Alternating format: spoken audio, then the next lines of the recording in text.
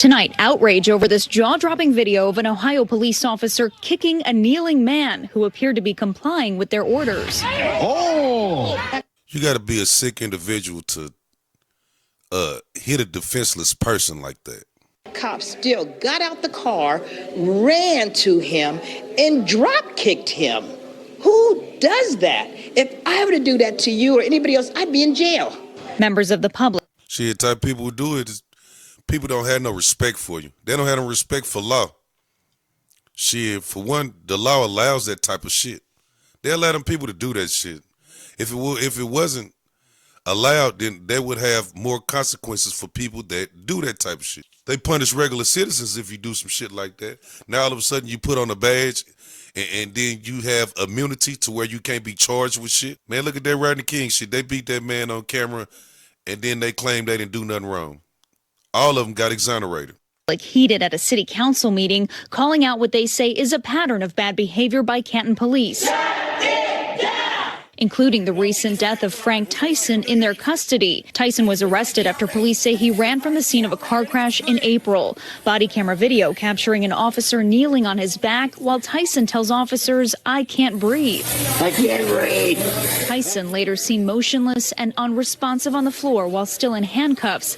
The county coroner ruling his death a homicide. The two officers involved remain on paid administrative leave. None of these things should be death sentences, and they look like for relatively small shit. How you wind up dying for some shit like that? Makes no sense. Most of these people ain't even humans. They fucking demons. Look how they operate. As the Ohio Attorney General reviews the case. It's really hard to imagine that I represent 6 men, 3 dead and 3 living since 2022, January 1, that have been subjected to force, dog bite attacks, in this case, getting kicked in the head. Attorney Bobby DiCello represents both Tyson's family and 21-year-old Jamir McElroy, the man seen kicked on camera. Police say he was part of a group reportedly arguing at this apartment complex over the weekend.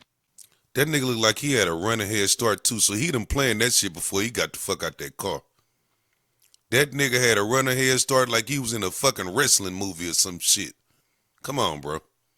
Police say 2 pistols were recovered at the scene and a backpack containing marijuana, cash, and scales were found in a nearby vehicle. McElroy was charged with resisting arrest following the incident. His lawyer says he was not part of the group police were called to investigate and that he did not resist. The video.